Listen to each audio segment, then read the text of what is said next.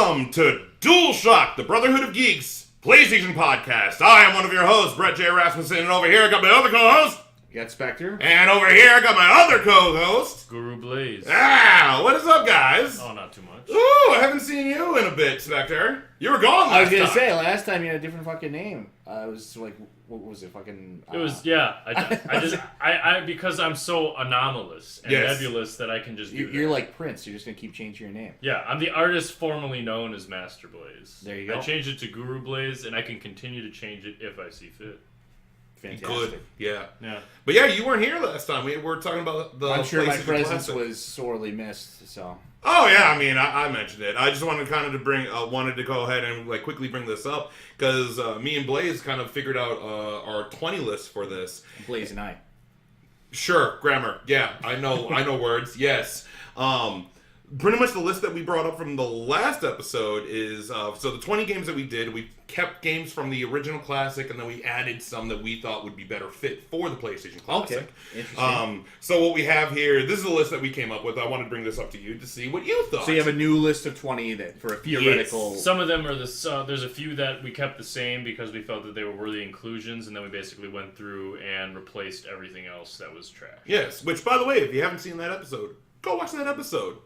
Anyway, the list that we got here is Final Fantasy VII, Tekken 3, Twisted Metal, Resident Evil Director's Cut, Siphon Filter, Rainbow Six, Metal Gear Solid, Rayman, Wild Arms, Cool Borders 2, Gran Turismo, Ape Escape, Parappa the Rapper, Jet Moto, Bloody Roar, Silent Hill, Ace Combat, Medal of Honor, Armored Core, Legend of the Dragoon. Except you said it's SSX. Nope, actually, I was wrong about that. I was actually wrong about that. SSX was actually a PS2 game. Okay, I found that out later. But it's actually Cool Borders 2 is actually would fit that. But anyway, sounds like a pretty solid list. I would probably take the axe to Rainbow Six.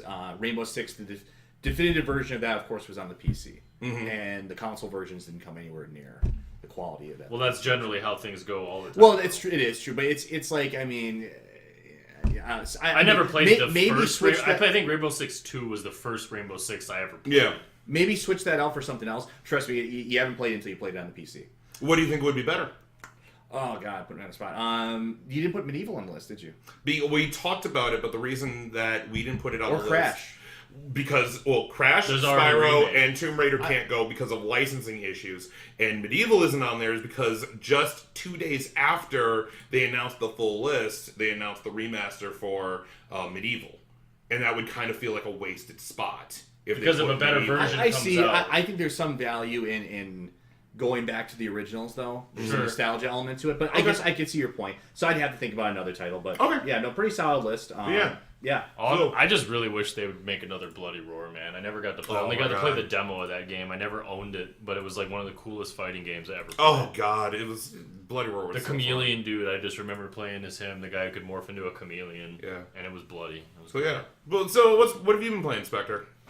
Well, I've been attempting to play it at least. Attempting to play it. Well, I don't know. Maybe I'm still getting used to the whole VR thing. I'm playing Doom VFR right now. Oh, nice. And I'm about a good chunk of the way through it. But it's like, man, I don't know. I need more time with the VR stuff because it's still like, I mean, that motion sickness element of it, it hits you hard sometimes, and it's just like.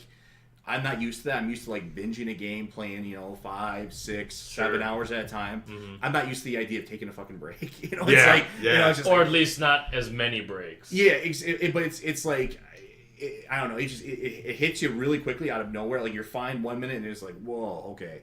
It's kind of like So I mean, it's a fun experience so far. It's really well done overall. Is it better than playing like? Regular 2016 Doom? No.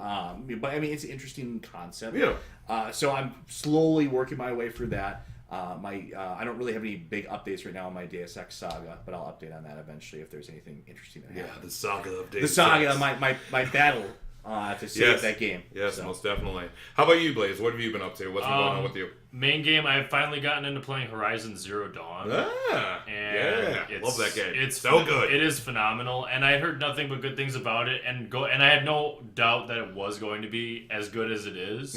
It's just that I didn't want to get into it until I had gotten into some other games that I had already picked up. Okay. And I got the complete edition with the Frozen Wilds or whatever.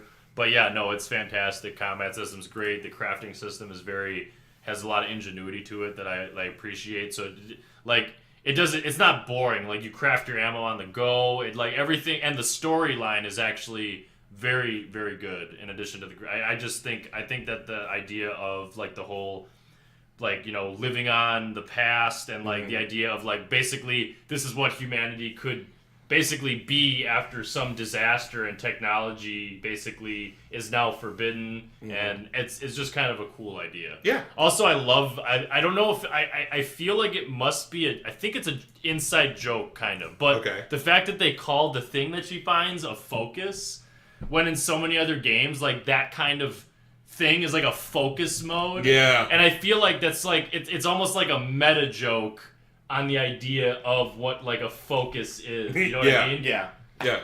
Because it's basically trying to capture what like heightened senses would be, but with a visual metaphor, which is like, you know, in a game like, let's say Shadow of War, or in like Far Cry Primal, when like you activate your like senses, and it's like trying to bring like what that is to like a visual, like, you know, focus. Yeah. I know you're probably still just playing. What do you think of the main character though? What's your opinion? Aloy.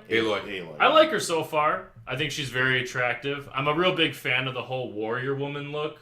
So like the dreadlocked red hair does it for me. Okay. I was referring more towards like, you know, is she a believable character? I think she is. I see her as a Mary Sue. I think. This is where me and Spector disagree on. But then again, I'm not so terribly far into the game to make a judgment call. But from what I've seen so far, I think she's far more believable than a lot of the characters in games that I've played recently. I don't like the fact that she doesn't really have any semblance of like a weakness or any kind of like struggle to really get through. I mean, she's kind of just perfect in every way, whereas. I won't spoil any of the story for you. Well, yeah, please don't. But I mean, even in the outset of the story, her upbringing and the way she was raised, you would think that would lead towards certain elements of her personality. Like, well, I think that like you can say that she doesn't have a weakness. However, the fact that she was born an outcast and treated like shit for her whole life, I think that kind of basically. It developed her into someone who basically won't allow herself to have a weakness. At least like a warrior spirit. I guess because I don't want to get off on too much of a rant about it, but it's I would have made more.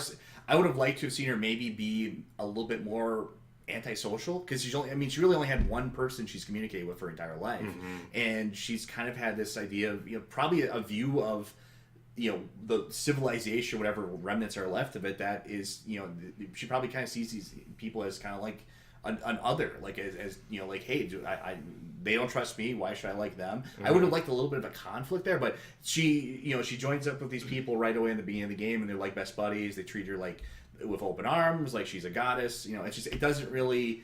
There just wasn't any conflict there, and that's I feel like she was pretty much hated by everybody else, though. Like, there's a few like almost everybody who did like her is dead now. At the point in the story I'm in, true. Like, Ross dies, which pretty much is her main emotional bond, and then both of the kids in the Proving died. Like, the one girl that she kind of was starting to make friends with got killed. So, you know, like, she didn't really have any. She doesn't have any personal connections left. The only other person is Mother Tirsa. That's the only person who ever. I don't like that she's just welcomed into this tribe with open arms, and she wasn't though. She wasn't. It's the reason that she's welcomed, because they think that she's like the savior. She's the chosen one. That's why they send her out. Yeah. I just it didn't feel like at any point there was any kind of conflict or anything. This character has no arc. She's exactly. I'll the same. agree that she's exactly the same at the end of the game as she is in the beginning of the game. Yeah, well, I mean, I haven't beaten the game, but the one thing that, and I can think we could just end on this, because I think that I'll agree that she doesn't have as much personal conflict after the initial events of the game, and after Ross dies, that she doesn't have any real, like, she moves on from that, which, you know, is understandable, but yeah, she doesn't, like, it's hard to see her growing much more as a person than when she is now. But I think that for the purposes of a game, that's not to say it can't be done, but I think that the fact that you do get to get glimpses into that if you go into like all of the dialogue choices. Yeah. Which I do. Yeah, I don't just skip through it.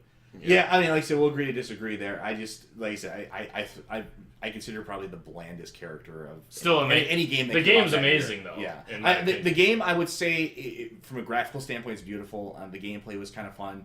I don't consider it to be a masterpiece, though. Oh, I don't say, and that's not a masterpiece, but I do like the sound design. I like the way it looks, and I like the combat. Yeah, so sweet. But yeah, so for me, I've actually been playing the City That Never Sleeps DLC, pretty much the end game DLC For Spider-Man. Yeah. Yep, for Spider-Man. And it was great. It was great. I love getting the new suits. The expansive story was definitely good, and it does lead into what may be Marvel Spider-Man 2. So like, I definitely look forward to that. Are you gonna go back and do it on like the ultimate difficulty or whatever? Or? Yeah, not right now. I'm gonna go ahead and play like something else. But right now, like, I've pretty much done everything I wanted to, and then in order for me to get the 100%, yeah, I'll probably come back to that, but not right now. I'll play that. I'll go back and do that later. But let's go ahead and move on to our first segment. News of the Nation! Yeah. All right. But anyway. Get some sound effects. Oh, yeah. You're welcome. But yeah, let's go ahead and pull up. I have all these news topics to go ahead and start off with. So let's start here. This one is very intriguing. First, Gearbox CEO is accused of taking secret $12 million bonus. Gearbox CEO Randy Pitchford is accused of receiving a $12 million bonus from Take-Two Interactive as an advance against Borderlands profits. The bonus would have otherwise gone to Gearbox's staff. Via Kotaku, the legal battle was sparked when Gearbox sued its former legal counsel, Wade Callender. Gearbox alleges that Callender borrowed money and destroyed evidence for a home loan and tuition. Callender is also accused of abusing credit card access for personal expenses and, quote, trying to get six-pack abs. Callender then sued Gearbox, accusing Pitchford of violating contracts involving Gearbox, as well as Callender's own employment contract. He also accuses Pitchford of misplacing a USB drive which allegedly contained sensitive corporate documents, as well as, quote, Pitchford's personal collection of underage pornography. The allegations then get worse. In a statement from Gearbox's software, quote, I don't know how you get worse than that. Quote, we look forward to addressing this meritless lawsuit in court and have no further comment at this time, end quote. Which, so that's a lot to take in. Yeah, I mean, we'll see what the fallout is from all of that. I mean, it's a lot of stuff to unpack in there. I like how they say it's a meritless lawsuit. Well, I can't say with definitiveness. They're not going to come out and say like, oh yeah, no, they found my secret stash. Well, right. It's like, they're going to basically postpone bad news if it has to happen. I suppose. Yeah. Which, by the way, this does come from IGN. Then getting their information from Kotaku. So take a massive grain of salt with that. But anyways, it'll be interesting to see how this all impacts the next Borderlands game. Yeah. Like, it is very surprising. I mean, it's just really messed up. First, it's that Randy Pitchford, CEO, is accused of receiving $12 million bonus from Take-Two Interactive, which is the publisher of Gearbox, as an advance against Borderlands profits. But that bonus would have gone to Gearbox's staff, but it wasn't. It went to Pitchford himself. And then you have Wade Callender, who was Gearbox's former legal counsel. And now there's all that stuff with Wade. So it's a mess. And I honestly have no idea what this brings to Gearbox. It's crazy. It's absolutely crazy. How old is this guy, Randy Pitchford? I don't know. I would have to look it up. I would just be curious. Because it looks like Spector is already 47. All right, that sounds about right. Yeah, so for these kind of allegations, at least. That's crazy. Yeah, no, I mean that'll be an evolving story, but yeah, I mean it's I don't know. There's not honestly too much to say because that's really all there is right now. Yeah. So I suppose we'll just have to keep. I feel sorry for Borderlands fans because it's gonna have some kind of fallout. Oh yeah. Like anyone who plays a Borderlands game is just gonna think I'm supporting a pedophile right now, possibly. Yeah. I mean, which is unfortunate. Because Borderlands is fantastic. Yeah, me personally, I'm a Borderlands fan. I love Borderlands. Yeah. So like, even for me, I'm like, wow. That's kind of just all I have to say because seeing all this is absolutely crazy. I know I'm repeating myself, but wow. Next topic. Let's see. Let me pull this up. Okay. GameStop sale to another company could be announced by mid-February, a report says. This is from GameSpot. GameStop wants a total juggernaut in the video game space, but thanks to a rise in digital game sales and other factors, it's been relatively tough sledding for the company of late. Last June, the company announced that it was exploring the option to sell itself to another company, and now it appears that the deal may be coming soon. From the Wall Street Journal, they report that at least 2 companies are bidding for GameStop, and a deal to buy the retailer could become public in the middle of February. Citing a person familiar with GameStop, the Wall Street Journal reports that private equity companies Sycamore Partners and Apollo Global Management are interested in buying GameStop. Both these companies declined to comment when approached by the Wall Street Journal, and GameStop itself refused to elaborate on this acquisition. Sycamore, which raised another $4.75 billion in the U.S. in capital last July, specializing in customer and retail investment, so going after GameStop makes sense. Apollo, meanwhile, is a firm that prides itself on making investments in companies that have fallen out of favor, and this would also cover GameStop in that theory. Apollo Equity co-president and lead partner Scott Kleinman says Apollo is looking for investment opportunities that, quote, others are unable or willing to figure out. An example of a company Apollo might go after would include one that has missed earnings for a few quarters, or a company that the market has given up on, or a company that operates in a sector that has fallen out of favor. In periods of transition, some investors pull back, but Kleiman says Apollo is an investor with, quote, conviction. Longtime CEO Paul Raines died in March of 2018 at the age of 53. He was replaced by Michael Mueller, who himself left after 3 months for, quote, personal reasons. Shane Kim, the former boss of Xbox during the Xbox 360 days, is GameStop's current CEO. Yeah. So, I mean, this is kind of with kind of the rise of digital sales and everything. I mean, we all saw this coming. I mean, I think GameStop is in a death spiral at this point. I think being purchased is really the only way to salvage it, because but that's why it's gotten into pop culture and it's become more of like it's attempted to diversify and jut off and pivot in 9 different directions, and nothing seems to really be working all that well. I mean, their forays into merchandise have been kind of successful, mostly because of the margins are really high. But if you think about it, it's still one of the few physical stores that sell. I mean, you got your Walmart and your Best Buy and stuff like that, but as far as like unique titles or like discount stuff or like games in a physical store, there's few places that are gonna have like those kinds of things outside of a GameStop. Like you're not gonna find Dead or Alive Extreme Beach Volleyball 2 on the 360 at Walmart. Yeah. And I think that for that reason, in addition to the fact that they have definitely expanded into kind of like Hot Topics territory, like with pop culture merchandise, clothing, the collectibles, that kind of thing.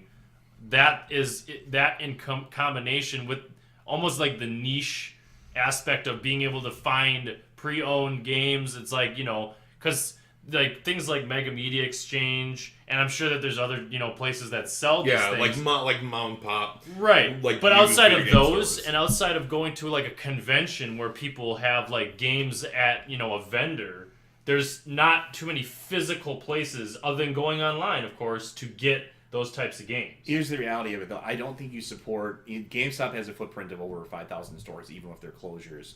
I don't think you support 5,000 stores on the niche crowd of people coming in. That are of course not. I think especially for the more we go on, the more buying physical games is seen as something that's passe. It's not something. I will always stand behind buying physical games. And don't get me wrong, I collect Nintendo 64. That's my thing, and it's something I'm very enthusiastic about. But I mean, for most people nowadays, it's just kind of like everything we have. We want it right away. It's instant gratification to download something. Yeah, exactly. And it is a superior. I mean, at the end of the day, it is a superior method of purchasing a game. Because what you can do is that you can buy, like when Red Dead 2 is about to hit, you can pretty much buy it digitally, pre-order it. It will be then the game will be downloaded to your system the day of or the day before. It'll be pre-downloaded. You can play it right away. And once the launch goes up, it unlocks and you can play it. So in that vein, yes. Here's the other reason why I think GameStop is in trouble. GameStop makes all of its profit off of pre-owned. It doesn't really make a profit off of new. The whole style of GameStop is you buy a new game, you beat it, you sell it back, get some money, and then people then buy the pre-owned one, and that's where 100% of their profit comes from, is off of pre-owned, because the publishers, Sony, Nintendo, Xbox, everyone, they only see their profits day one. You have the skyrocket of day one. By day two, it starts to drop. By day three, and by the end of the week, it pretty much plateaus and drops and pretty much goes steady.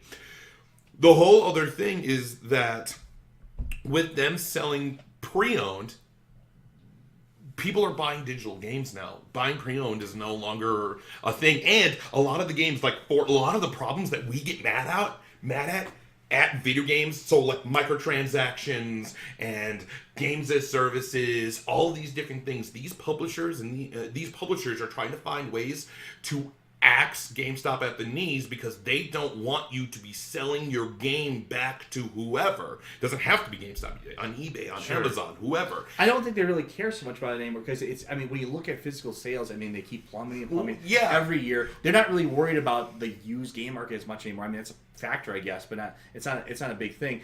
And GameStop's older model used to be, a majority of the profit came from pre-owned games. But what we've seen every quarter on quarter, the pre-owned sales go down and down and down, crashing and burning. The only optimistic part of the forecast for them is other areas like peripherals and merchandise, things like that, which have good margins on them. Those saw an increase, so it's okay, well, that's some good news. There's a windfall there. But the pre-owned market, it's dissolving. I think it's both. It's not just, I do agree that it is, people are buying digital games more, and people aren't buying physical games. I still prefer physical games, but I do buy some games digitally. But the massive majority are starting to buy digital, because it's easier just to go ahead and use your card, buy it, bam, done.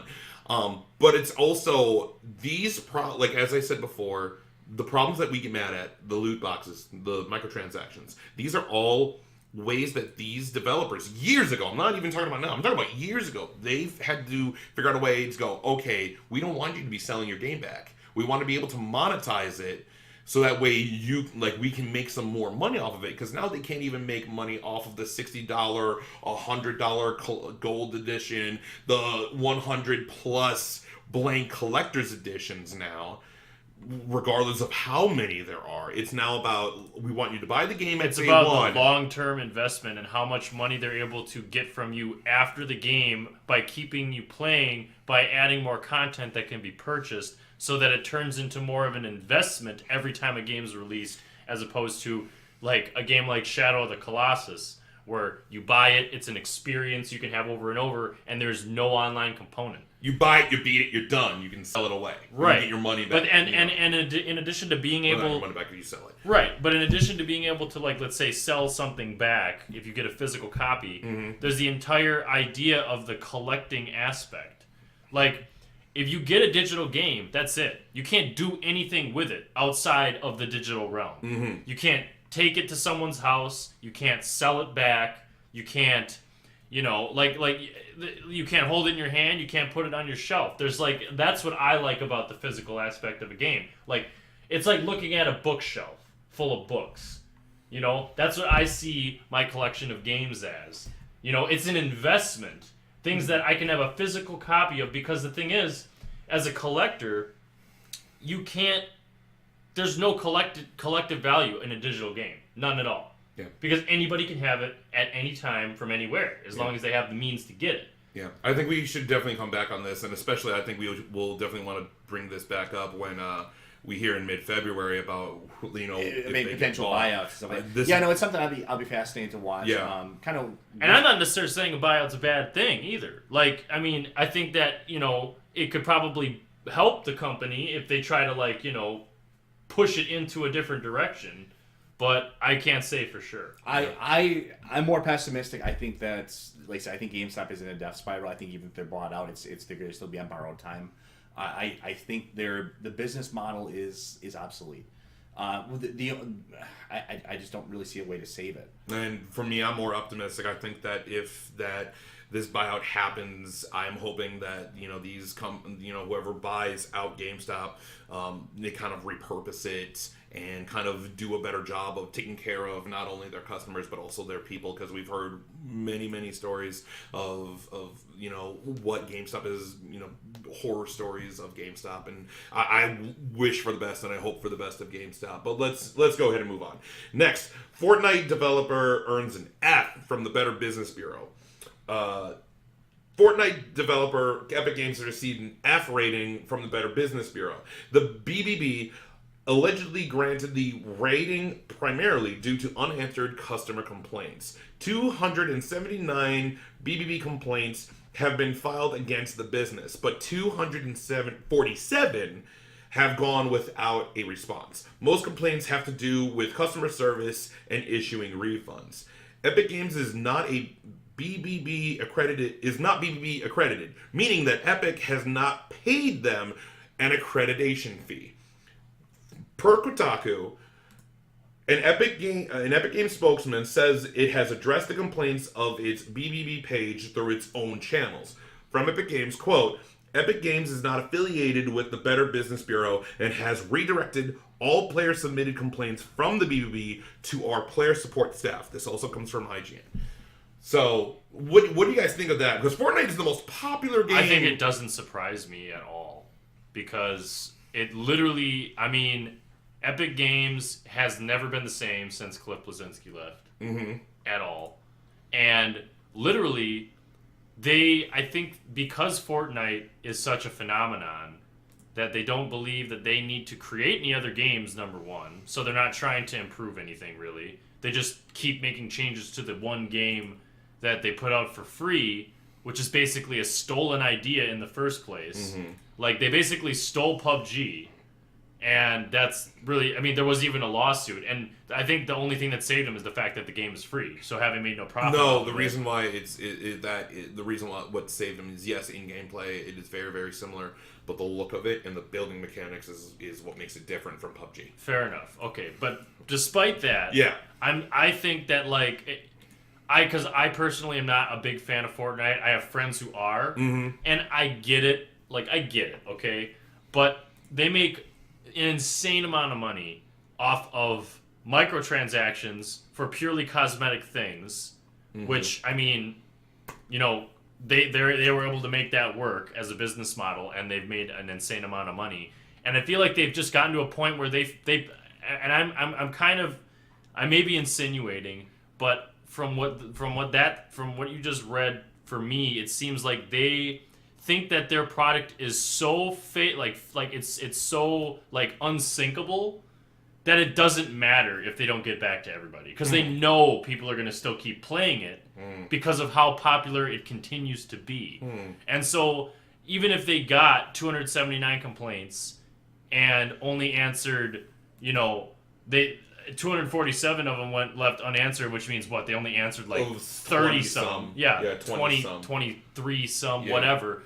Like, I would like to know I would like to know which ones were answered, because obviously there's some kind of priority thing going on here. But I think that they probably just feel like it doesn't matter if they don't get back to it, and they don't care if they, like, have a BBB accreditation or not, because they feel like their game is so big and so expansive, and because it's free, like, They are literally, they're never going to run out of money. They just don't, I feel like they just probably are indifferent towards it. Like, it's not going to fail. Like, are you kidding me? It's the biggest game in the world right now, essentially. Well, I mean, it's not to defend them or anything, but I mean, let's not pretend like most of these developers or companies or publishers have a fantastic customer support service that will immediately respond to you and resolve your issues. And like I said, I hate to keep bringing up the debacle I'm going through, but yet another shining example of terrible customer support. And being left in the dark, essentially. Because they've already made their money. Exactly. Yeah, that's what it comes down to. Yeah. Is the money. That's what it comes down to. But at the here's end of the the thing, day. and look, I'm not trying to defend them too, but didn't you say that Square Enix got back to you? They at least said, hey, we're looking into it? They got back to me and said they're looking into it, but I mean, there's nothing close to a timeline. There's nothing close to... That could have been an automated message. For all I know, I'm talking to a fucking robot. What this says is that it's not about, they fixed it. It's that there have been 247 customer complaints that have gone with no response. They have gotten nothing. And they haven't even heard... That's unacceptable. Like, I mean, I want to know, like, okay, unless... Because I know for a fact they got enough money to have an automated response. And I'm just like, it just doesn't make sense to me that they would answer 23 of them. With how big this game is, you'd think that they'd want to listen to everything everyone has to say. But, as it's stated, it said the main reasons were, what was it? Customer service and issuing refunds. Okay, there you go. Like I said, it comes down to money. At the end of the day, it doesn't matter what all of the other details might be. They're making an insane amount of money, and they want to continue to make that amount of money. So at the end of the day, they don't want to deal with refunds. They know that you're gonna. Their whole thing is probably because they think it's a free game, and since you're buying something that you know is purely cosmetic, will not change the gameplay in any way. They probably just don't see it as a big issue. They probably just we don't, not that's not right, and you should be able to get a refund. But they probably think like, well, you purchased it knowing full well what it is. And if you just I want a refund because I did want to spend a bunch of money on some useless garbage for a free game, too bad. Everything's a trade-off. A good customer service costs money. I mean, look at Amazon as a shining example. Amazon has fantastic customer service. I've been a customer of them since 2004, since when they've started, basically. Mm-hmm. Nothing but fantastic experiences. They bend over backwards to take care of you. But that impacts their margin. They have to hire good people for that. They probably take a lot. Well, they also have enough money to not, they could do whatever they want. Exactly, yeah, but they have to take a lot of losses for that. Mm-hmm. I mean, there's a trade-off to everything. Every business looks at it differently. The best businesses, honestly, are if you take care of your people, which also means your customers and your employees will then take care of their customers, which then creates good business. Like Amazon... There's a reason they're one of the biggest companies in the world. I mean, Amazon has its own problems, but the big reason why people... There is no perfect company. No, but the reason why Amazon is one of the biggest companies in the world is because it looks out for its customers. For the prices, taking care of them, customer service, stuff like that. I honestly, I've been waiting to see, because I feel like Fortnite is slowly decaying, but no one's noticed it yet. I feel like, I could be completely wrong, but I honestly think that it can't, its hype train cannot last much longer. Yeah, I see it as a fad, largely. It's insanely popular, and it's had some staying power. I will admit that. Even as someone who's not a big fan of it, but I cannot see it lasting. The bubble will burst. The bubble will burst because a new fad will come along. Exactly. Right. Everyone has been trying to. Unless Fortnite VR comes out. But everyone has been jumping into that. We see Call of Duty has a battle royale mode. Battlefield has a battle royale mode. And they all stole, including Hunter Games. They all stole from the original 2000 Japanese film battle royale. And I just want to put that out there. All right, but yeah. So there's that. Just a few other things that I have here, and then we'll move on to our main topic. Jeremy Soule will not be involved with Elder Scrolls 6. Jeremy Soule, who has been the composer of Morrowind, Oblivion, and Skyrim, is not involved in the next Elder Scrolls game. From Jeremy Soule's Facebook, quote, "I would never turn my back on the Elder Scrolls, and I believe that my involvement would hinge on where they want to take the franchise. To confirm, I am currently not involved with the Elder Scrolls 6. The game has still a ways to go, but that his involvement quote, at this stage isn't necessarily an indicator of anything foreboding. Soul has criticized Bethesda in 2016 when the company held a concert in celebration of Skyrim Special Edition. Bethesda failed to notify him of its existence and didn't even use his original scores, but used transcribed notations in what Soul called a flawed process. The Elder Scrolls 6 was announced back in E3 of 2018 and yet has to have a release date. This also comes from IGN. So, just again, the composer isn't going to be part of Skyrim, which I don't know. It would be interesting to see him come back, but if they choose someone different, that'll be an interesting new. Well, I feel like it would sound to depend on what direction the game goes in anyway, if whether or not it would matter. Anything from you, I don't think Spector? we really need a soundtrack for an online, survival open world battle royale game, which is what the next Elder Scrolls will be, I'm sure. So, God, I hope not. God, please help me. Please help me now. Although I'd probably rather play that than Fortnite. right. And then just one tiny little piece of news. Spider-Man PS4 may be getting a Fantastic Four something. Marvel has revealed that some kind of Fantastic Four content will be coming to Marvel Spider-Man. And there's no other details outside of that. Outside of it coming soon. That's it. So I mean, that could be interesting. it might be suits, it might be... I don't know. I'll probably get some more Personally, suits. until the Hulk gets involved, I'm honestly not too. So yeah. But yeah, nothing too big. But yeah, so that's all I got. Do you have anything for me, Spectre? Any other news? No? Okay. So good to know. All right, well, let's go ahead and move on to the main topic. This has been a very, very interesting weeks for Activision Blizzard. Actually, That's where all my news and focus has been. I get you. Yeah. No, that's fine. Well, I'm glad that you're here, Spectre, because this will definitely be very, very, very interesting to talk about. There's been a lot of stuff that has been happening with this. We've even talked about some news topics that have been unfolding on Dualshock'd. But it looks like even hearing from it to yesterday, with news, everything's falling apart, bro. Let's kind of go all the way back to kind of where we saw the crumblings or the cracks in the armor way back in last year at BlizzCon. I think that was where... I mean, this has been a series of unfortunate events, kind of strung together that have basically kind of gotten to the point where the company is imploding, essentially. Yeah. It really is Activision collapsing on itself. Well, I'm focusing more so on the Blizzard aspect of it. That's the part I care about. Of course.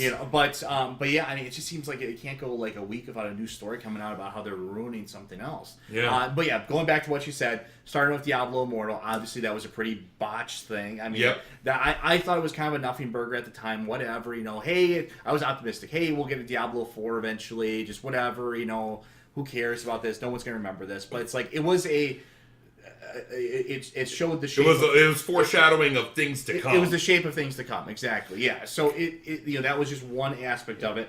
But I mean, I kind of have a list of different things. Yeah. It's I just want to pause here because I know you and I have talked about this, you and me, Spectre. Yeah. But I definitely want because you know about Diablo Immortal and kind of what happened at BlizzCon. I do not actually. Okay, so pretty much what happened is that at BlizzCon, which is pretty much the... I know what BlizzCon is. Oh yeah, well I'm letting the people know. I'm letting you know also.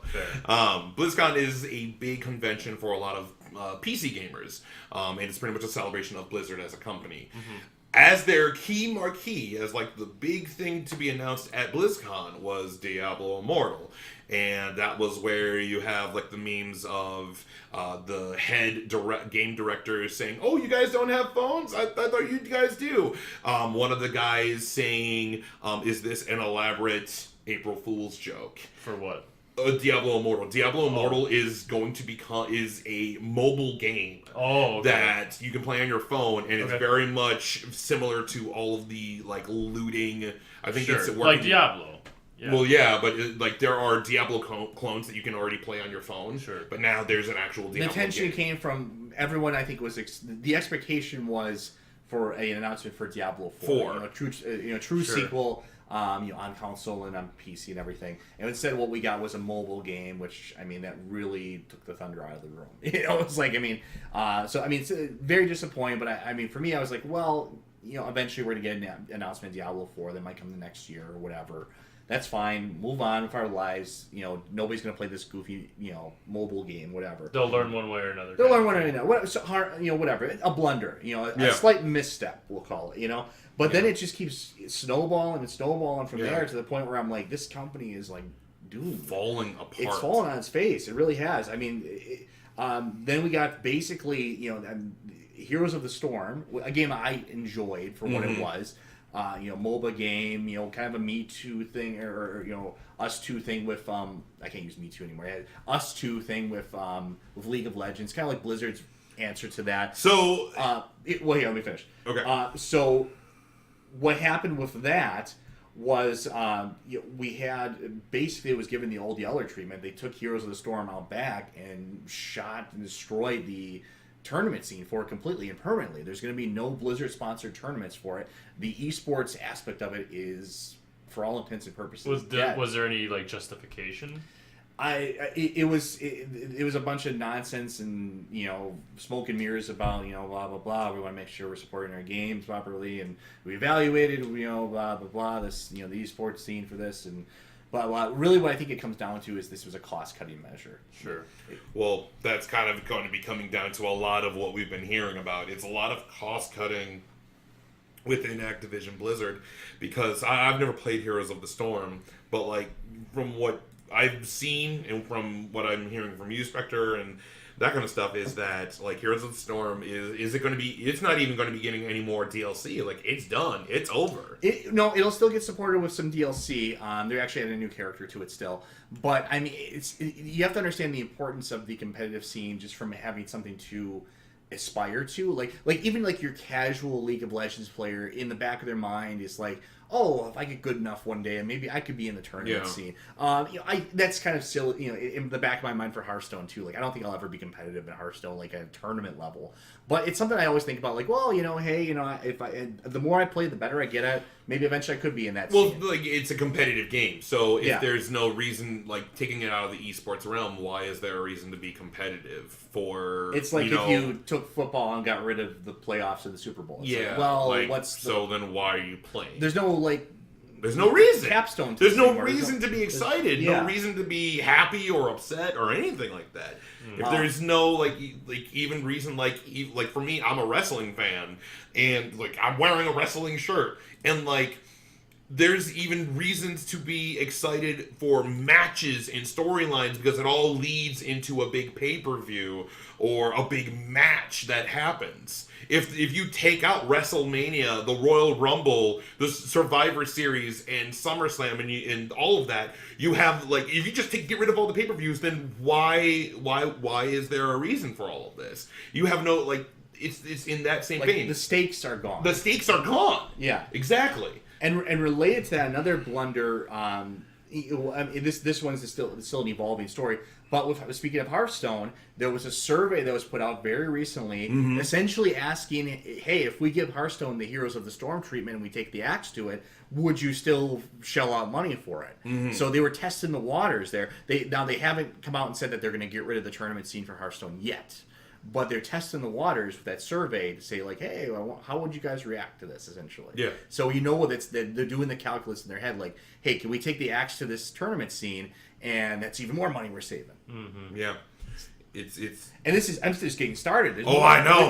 There's more. It's so you have the loss of the esports in Heroes of the Storm, which that's another Blizzard game. You have them wondering what to do with Hearthstone. That's another competitive game. What else do we got, Spector?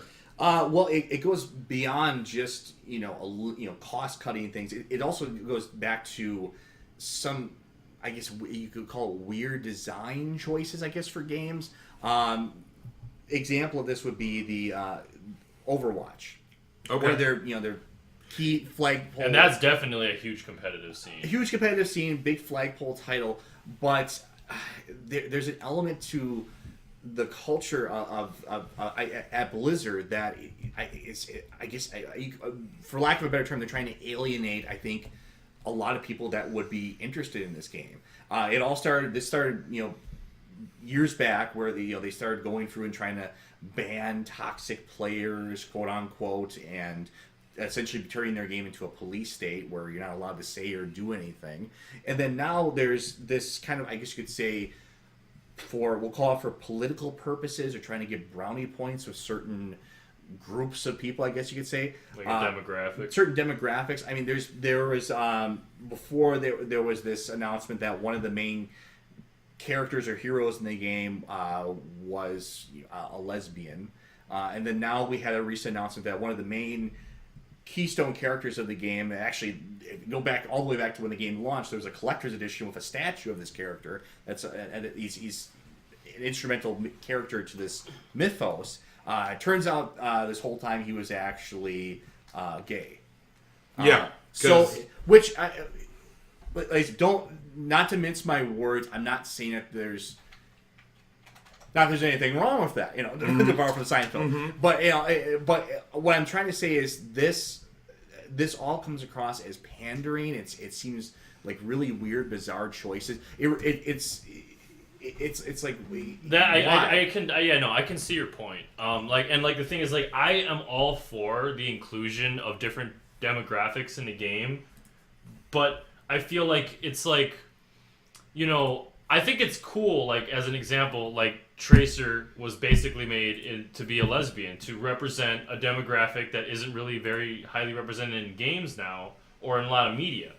Like, I think it didn't really start with Power Rangers, the movie, that I didn't see because it looked like trash. But are you talking about Saban's Power Rangers that came out in 2017? Yes. That one? Oh, it's awesome. Okay. Well, regardless, I get you. It's but fun. What I'm saying, I think that yeah, like it seems that like we all pretty much at this point, at least in the main American central like your collective unconscious, we've had this paradigm shift where like the idea of the political correctness of the LGBTQIA, that whole thing has become a staple of entertainment now. Like, I've noticed a lot in a lot of different media that is becoming much more of a thing that is being done. And I'm not saying I'm glad, that's great. Like, but I think that it's gotten to the point where now it's only being done for the purposes of garnering more and more revenue. It's not being done for the ideological thing. I disagree. I think it's being done. Well, I think in some respects it is being done from in some cases at least, to pander to certain groups to have them buy the product. But I think it has more so to do with the culture and the politics of the people that are developing these games, of the that are in entertainment, that want to, I guess you could say, evangelize and get a political message across. And if it leads to more sales, fine. If it doesn't, if it actually reduces sales, fine. Whatever. What matters is we're getting our message across. I think at the end of the day, that's what they care about. And the decision to make this character, I think the thought process behind. But it's like, what does it even affect in the game? It's like simply just, it's like, okay, he's gay, and that we just wanted you to know. Like, it doesn't affect the game in any way. Exactly. It's silly, transparent. Like, pandering. if he's this late in the game, if they would have done that at the beginning, like, okay, Tracer's a lesbian and Soldier 76 is gay. Work it into their storyline, what little of story there is in that game, and then that's fine. But it's like this late in the game, it's like you just try to. It's like it literally is like, it's like you're just like all of a sudden you're gonna add this concept in because why? I think it's not going to change anything. It doesn't change anything, and the motivation behind it is silly, and we've seen so much of this lately. I've talked at length about Battlefield 5, another perfect example of it. We've seen this silly political correctness pandering basically for virtue signaling points. Essentially, that's what it comes down to. And it's all in service to this to make essentially this is done to make the developers feel better. Oh, look how good we are! Look how much we care. It's like about it's basically people. like using inclusiveness like to try to basically bolster. It'd be like if I went down like to like a homeless shelter and like I was just like I was live streaming it the whole time. I was like, look how awesome I am. Right. I'm helping people. I'm an amazing person. Like you can help Look people how and that's good I great, am. but it's like when you call attention to the fact that you're helping someone, like in your example, I'm saying, if you were to basically like that basically defeats the purpose because you're not doing it because it's the right thing to do or it's a good result of what you're doing. It's simply to garner more attention. Exactly. It's literally an attention grabber. It's a masturbatory thing. It's something that's done to make you feel better about yourself. It's not because Right. they actually care about anybody or even about these people. Or it's just pandering and like I said, evangelizing essentially. The reason why I've actually been kind of letting you guys talk about this is because I've been kind of looking everywhere on the internet, kind of articles and stuff like that about how people are reacting, and it's kind of all over the place. It's people are very, very happy about this, but also people are not happy about this. I'm indifferent. I just feel that there's definitely like two sides to it. This is my opinion on it. I definitely do like that there is another that there is another like gay character in video games. I think it is awesome that video games are becoming more diverse in representation of who the main character is. If they're gay, if they're African American, if they're Native American, or whatever, it doesn't matter. Go ahead. I'm gonna disagree with you, but go ahead. Finish. I get you. I'm gonna let you finish. I'm gonna let you finish, but you're wrong. Yeah, but you're wrong. But I do definitely have to say it's not. I would rather have it be if you have a gay character or African American character, awesome. But those traits shouldn't define the character itself. Yeah, like meaning exactly. that Soldier 76 is gay, awesome. What is it about him that makes him like? They have this whole... Why is being gay significant? So what I do have is that I kind of have like the transcript of what happened, because it's all of Overwatch's story is told in clips that you can either watch in the game or you can watch online. But this is what I have. It says, Vincent, I haven't thought about him in years, Anna said. Still keeping candle lit for him? Jack shook his head. Nothing like that. You've never looked in on him? You must have been curious. All the surveillance power in the world. I bet Gabe would have put a Blackwatch agent on him if you asked, Anna said. Jack glared at her. Okay, touchy subject. Jack laughed. He got married. They're very happy. I'm happy for him. Anna was unconvinced in the early days. Jack talked about him often, lofting a dream that the war would end quickly, and maybe he'd have a chance to return to a normal life. But a normal life was never the reward for people like us. Vincent deserved a happier life than the one I could give him, Jack sighed. We both knew that I could never put anything above my duty. Everything I fought for was to protect people like him. That's the sacrifice I made. Relationships don't work out so well for us, do they?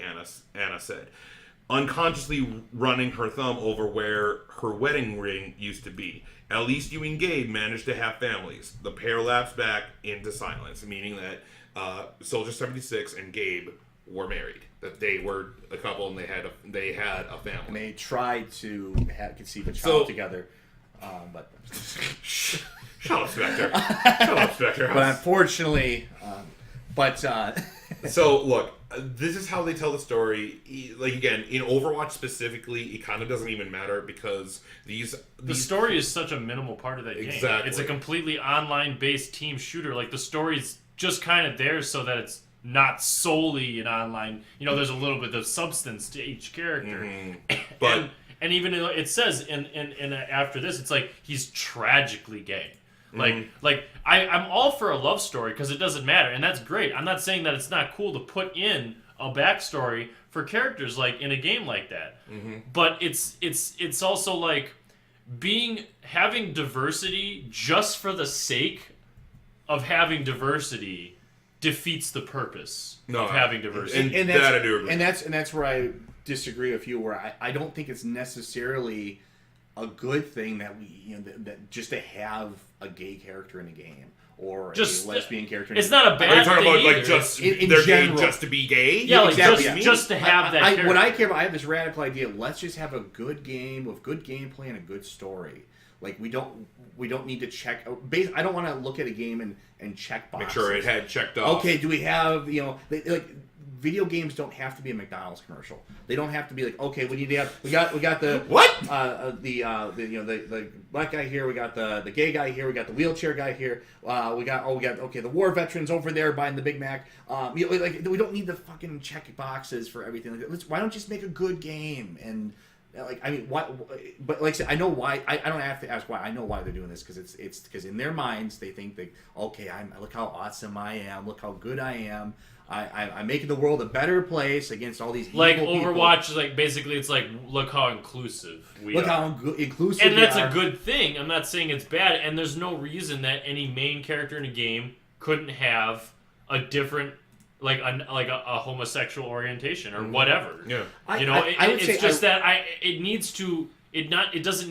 shouldn't be the focus of what makes that of the character of the character. I would go so far to say is these people, the people that did this, are probably ironically the most homophobic people you could possibly imagine, because they're treating these characters like an ornament. Like look at, we got this gay character, we got this gay character. The most tolerant reaction to someone that's, whether they're LGBTQ or whatever, would just be like, okay, that's great, I Cool. don't care, that's cool, that's Awesome. fine. Great. But they don't treat it that way. They fetishize it. They're like, oh, look how awesome you are. We're gonna. It becomes this massive like, look at us, this person. I'm gonna use you. I don't care about you. Fuck you. I don't care about you. But look how good I am because you're here. No. It's more. I believe it's more of like, look, we're diverse. We this character is now gay. It's more of like a big moment kind of thing. But again, there's more to this than just that, because there's more stuff that's happening in Activision that's outside of this. But this is definitely something we should definitely talk about more. But let's go ahead and talk about like what more has happened to Activision. Well, I mean, you're gonna talk about the I guess the Activision side more so. That was gonna be your angle. Yeah, Okay. I'll talk about. I'll let you kind of dive into that. Yeah, because I know you know more about basically, Blizzard. my message here is from Blizzard's perspective. I mean, really, what franchise is left untarnished at this point? I mean, even World of Warcraft has had its growing pains with its most recent So expansion. you're talking about the franchises. Have you heard about what Activision's been doing to Blizzard's employees? Have you? That's what I was going to let you get into. But okay. to sum up my point, Got it. Really, the only thing that's left that hasn't been, I guess, had its reputation ruined, the only IP that hasn't had its reputation ruined at this point is the forthcoming remake for Warcraft 3 Reforged. So far, I haven't heard any bad press about that. Well, also, I will also say, like, look, we have very strong opinions on how they handle the Soldier 76. There is one thing that everyone can agree on is how with the loot boxes of Overwatch, like that's a big thing that people are not happy about, regardless of the Soldier 76 thing. There's the whole with the loot boxes happening, and there has been problems with leveling and customer service and everything like that. With how, as you said, with them pretty much banning people from the game, stuff like that. So there have been other problems with Overwatch outside of just Soldier 76. But there have been other things that have been happening too, as me and Blaz have brought up in one of our last episode, is that the CEO or CFO, I'm sorry, I'm saying this wrong. Let me go ahead and pull this up very quickly. No. Yeah, Activision CFO has been fired for unknown reason. He pretty much got paid vacation and then is planned to be terminated from his position in Activision. In Activision Blizzard. So it's like he controls the Blizzard side of the aspect.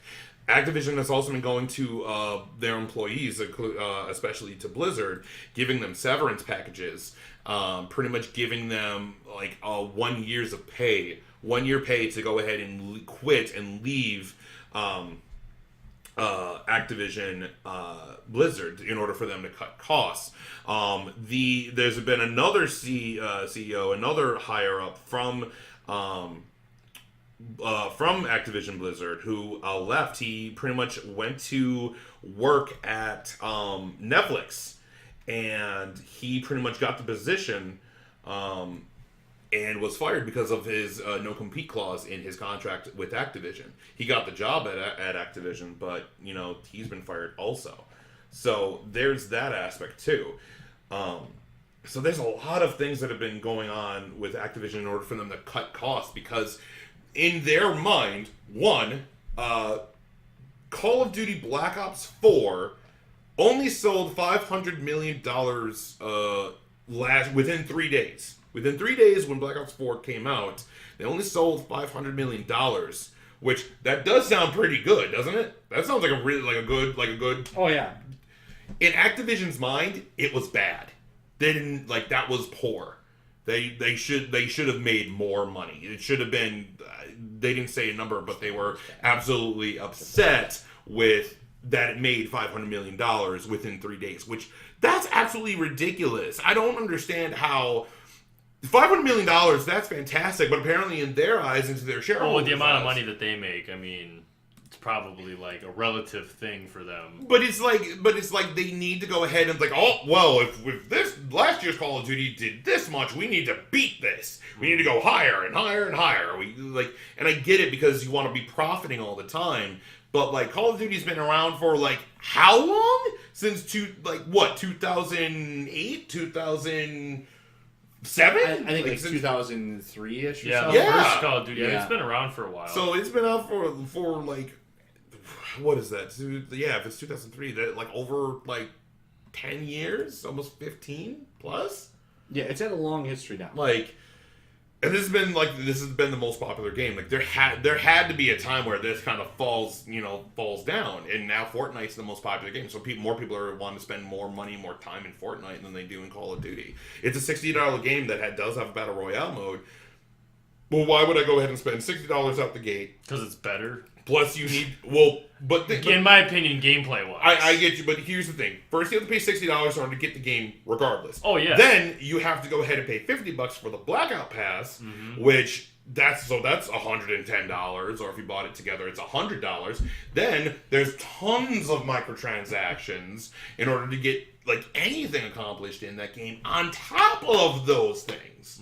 Where for Fortnite, regardless of opinion, it's a free-to-play game. All of its stuff is cosmetic. You don't have to do anything in order to get these things outside of paying real-life money. You could play the game to get these things. Mind you, it takes you absolutely forever to do. That's on purpose, but regardless, that's why people play Fortnite, is because it's a free game that you can play on anything. And it's cross-platform. Exactly. I think they play it because their friends play it. Yeah. Well, that's what I said. Cross yeah, exactly. Exactly. But then also, some other things have been coming out. So, what I also have here is that Activision has now appointed a new president. Activision has promoted Rob Kostic, I might be saying this wrong, to the role of president after working with the company for nearly 15 years. Kostic has been with Activision since 2004, primarily acting as general manager for the Call of Duty franchise. Other new appointments include former CFO and SCO Hamam Saknini, who's been overseeing Candy Crush's King Digital as president. Current CFO of Activision Blizzard, Dennis Durkin, will now serve as president of the company's company's emerging business, which he was the guy who got fired. He's the one who pretty much was terminated from his gig. And again, these are all reasons to cut costs. Now, let's move on to Destiny. With what's been happening with Destiny is that Forsaken came out and it did pretty well in the fans' eyes of Destiny Forsaken. It's the best version of Destiny ever could be. I definitely agree because I have actually played it. But what happened is that Activision said they're not happy with how it's going, or how it's doing well in sales. So they wanted to put in more microtransactions, more stuff into the Eververse in order for them to make more profit. Now come to find out, Bungie has now split with Activision, and Bungie has maintained the rights to Destiny. Bungie and Activision are parting ways after maintaining a publishing agreement since 2010. From Bungie, quote, With Activision, we created something special. To date, Destiny has delivered a combination of over 50 million games and expansions to players all around the world. End quote. Following this 8-year publishing run, the Activision has transferred the publishing rights for Destiny to Bungie. Bungie says it has learned a lot from Forsaken and has assured fans that more is on the way for Destiny 2. So, and fans are like are so happy that they've broken off from Activision. Well, Bungie's been big enough for long enough. I mean, they've got Halo behind them. They got Destiny now, which is essentially like the perfected Halo, in my opinion. Mm-hmm. And I mean, they've had such a good tenure and have so much support that I'm not surprised that they could survive. They're just like, you know what, we don't need you. Mm-hmm. Like we know what we're doing. We don't need your backing because we already have a huge fan base. Mm-hmm. You know. Yeah, I mean. I agree. I mean, I don't have a whole lot to say about the Bungie aspect of it because I've never been a fan of Bungie games. But I mean, we'll see how they do now. You know, full carte blanche. You know, creative license. They're in control of their own destiny. For the second time. Yes. So it's we'll see what they do with it.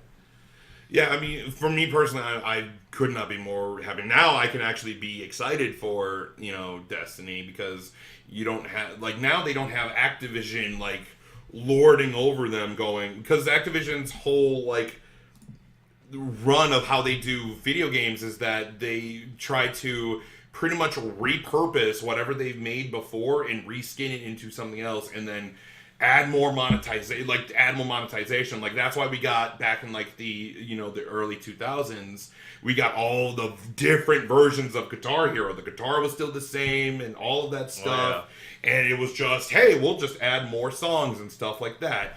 And then, like, Tony Hawk is Dead. They ran that into the ground back in the 90s. So, like... Oh, that died before it lived. Yeah. Skate is the best. And now I'm actually excited for Session. Uh-huh. It's a new skating game. It's essentially what Skate 4 would have been, but it's called Session, and I'm actually pretty pumped because there hasn't been a game like Skate in a modern console at all. Like, I'm still surprised they haven't at least remastered one of the Skate games. Yeah, well, honestly. That's in EA's hands, and we'll see how that goes. Yeah. Because, I don't know, I don't think EA thinks that there's any profit to be made. Well, there's a reason Skate 4 hasn't been made yet, obviously. Let's make more Battlefield, because that'll make money, right? Why don't they just add a skateboard? Anymore. Not anymore. You know what would be sick is if they made Battlefield and combined it with Skate. No. Yes. I would play that game. It would be dumb and stupid. Like, you could just, like, do skateboarding tricks and shoot people at the same time. I would play that. Invented a whole new genre there. That's the skate shooter. I wouldn't put it past... or the shoot skater. Whatever you want to call shooter. it. Yeah, the skate shooter. I mean, that'd be awesome. That'd be rad. I'd be down, but... I think there's a way it could be done. That's all I'm saying. I don't think EA is ballsy enough to go ahead and do that. Like you just get some bullet time, like you get a trick and you work up a meter and you get a bullet time effect and you just start shooting other skaters and like try to get a high score. Jesus Christ. And you have like separate scores, like you get like a KD ratio and a trick score meter. I'm just saying, man, it's an untapped market. It's like Tony Hawk Underground where you could get off your board and then beat people with your board. Tony Hawk Black Market. But I mean, I'm very, very happy that Bungie is now self-publishing. They're by themselves, and honestly, I see great things coming from this because a big reason why I believe that Destiny 1 was such a poor game is that Activision wanted it to be rushed out to gate so that way it could be around when the console starts, so that way pretty much for the whole console generation into the next one, there'd be multiple Destiny games and, so on and so forth. And, like, the problem then is that you have to have Bungie make not only a new Destiny game, because you have the, like Taken King or Destiny 2 and stuff like that, but you also need to continue putting in new content because it's a live service game. You have to give them, like, more raids and new guns and events and stuff like that, where, if you just make one game and then you just, patch in new stuff, that would be the better way to do it. But nope, you got, here's Destiny 2, and then you have to buy this expansion and this expansion. One thing with, because I like Destiny, and And the one thing that I personally thought was ridiculous is that I had to download a 100 gigabyte update, and I didn't even buy the Forsaken expansion. Like, I couldn't even play the game without a 100 gigabyte update, and I wasn't getting anything for it. Like, I had the space now, but that's 2 full AAA title games worth of memory for an update that doesn't really offer me anything. Yeah. Outside of just because that way they have to do it in order for everybody to be able to play on the same online game. Well, mind you, games are like, AAA games are becoming even bigger and bigger and bigger. Like a standard game is now hitting like 60, 70. Like, well, yeah, 60's always been pretty much the standard. Yeah. So, for like any new game. But all right, but let's kind of like answer the question that now that we kind of know everything. There was a question. Yes. Is Activision collapsing? Is Activision falling apart? Do you think that, like, I'm not saying like, will they die because they have enough money to go ahead and protect themselves, but do you think that there are massive problems? Because it seems like that a lot of the problems that we, like us as gamers, know about Activision, all the shady things they do in their video games and stuff like that, they're now coming to the surface, and now like everyone's seeing it. I'm actually going to be optimistic here. I think that Blizzard can bounce back if they make some of the right moves. Okay, so they wrote off Heroes of the Storm. That's fine. Keep Hearthstone. Obviously, they generate a lot of revenue from it. Keep the tournament scene. Announce a Diablo 4. Release Warcraft 3 Reforged just like they planned this year. Hopefully, Vanilla WoW has a good launch later this year as well. It's their offshoot of World of Warcraft. Maybe they'll drum up some extra subscribers. So if they make good moves there, they don't fuck up Overwatch by announcing that like 9 new characters are gay. They just make them. No, they just make them all, and then it's just bad. It's basically like when everyone's special, no one is. Okay. There you go. Yeah. So I think if they make some of the right moves, then they might still be salvageable, which is what Activision needs because Blizzard is still a cash cow at the end of the day. So let me ask you this: do you honestly think that Activision isn't taking over Blizzard? Do you think that Blizzard is still within its own mind to be able to do what they like, to be able to come back, or do you think Activision is kind of taking over Blizzard, people are leaving Blizzard's side? Because remember, it's a partnership. Based on some of the decisions Blizzard's making, maybe they do need to be taken over because they made some pretty stupid decisions lately. But then if they, honestly, I just wish they could go the same route as Bungie and just detach. I agree. Be able, if they could have autonomy, then I think that things would just slowly heal themselves. But I guess you so. love. But think about it. You love Blizzard. Blizzard has made some of your favorite games, Spector.